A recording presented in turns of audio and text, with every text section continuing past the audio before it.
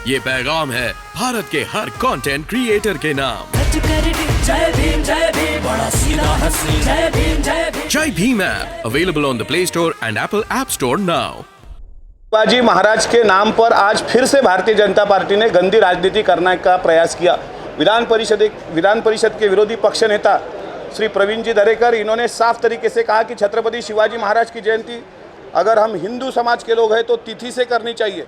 मैं दरेकर जी साहब से पूछना चाहता हूँ कि शिवाजी महाराज की जन्म तिथि आप बताओ, मैं आपको जो आप शर्त मांगोगे मैं वो जो सज़ा दोगे वो भुगतने के लिए तैयार हूँ। बाबा साहब आम्बेडकर जी की जयंती 14 अप्रैल को मनाई जाती है। पंडित जवाहरलाल नेहरू जी की जयंती 14 नवंबर को मनाई जाती है। 2 अक्टूबर को पूज्य महात्मा गांधी जी की जयंती मनाई जाती है। और छत्रपति शिवाजी महाराज अगर इस पूरे देश के पूरे विश्व के आदर्श है तो उन्हें फिर से एक बार तिथि में लाने का प्रयास भारतीय जनता पार्टी क्यों कर रही है? छत्रपति शिवाजी महाराज के नाम पे राजनीति करना, और जब छत्रपति शिवाजी महाराज का अपमान कर्नाटक में और बेंगलोर में होता है, महात्मा फुले, सावित्रीबाई फुले और शिवाजी महाराज का अपमान जब माननीय राज्यपाल महोदय के द्वारा होता है, तब भारतीय जनता पार्टी चुप्पी साधे हुए क्यों बैठती है? इसका जवाब बीजेपी वालों ने देना चाहिए। कुछ समय पहले मैं विधान भवन के बाहर आके देख रहा था कि भाजपा के बहुत सारे विधायक घसा या गला फाड़ फाड़ के चिल्ला रहे थे, किसानों के बारे में बात कर रहे थे।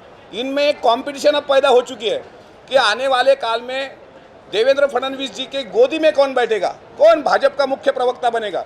अब भाजपा के हर एक लोगों में एक प्रवक्ता बैठा है। ये मैं तमाशा आज देख रहा हूँ। ये किसानों पे बात करते हैं जिनके कार्यकाल में धर्मा बाबा पाटिल नाम के 70 साल के एक किसान ने खुदकुशी कर ली थी मंत्रालय में। तलवारे नाम के एक नौजवान ने चला अनुया अपने सरकार टी शर्ट पहन के खुदकुशी कर ली थी।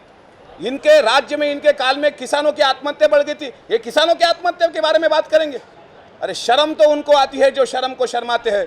ये तो इतने बेशर्म हैं कि शर्म भी इनको शर्माती है। इनका रिकॉर्ड निकालो आप पुलिस स्टेशन का। कई विधायकों पे मंगलसूत्र चोरी करने का आरोप लगाया हुआ है। कई ऐसे विधायक हैं जिन्होंने खुद के भाइयों को मारा है।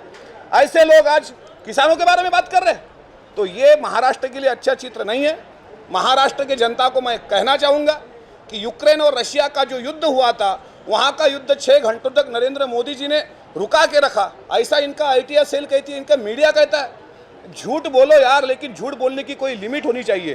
तो आज भारतीय जनता पार्टी ने फिर से एक बार छत्रपति शिवाजी महाराज के नाम का पॉलिटिकली यूज करके हमारे महाराष्ट्र के युवाओं में गलतफहमी फैला दी है।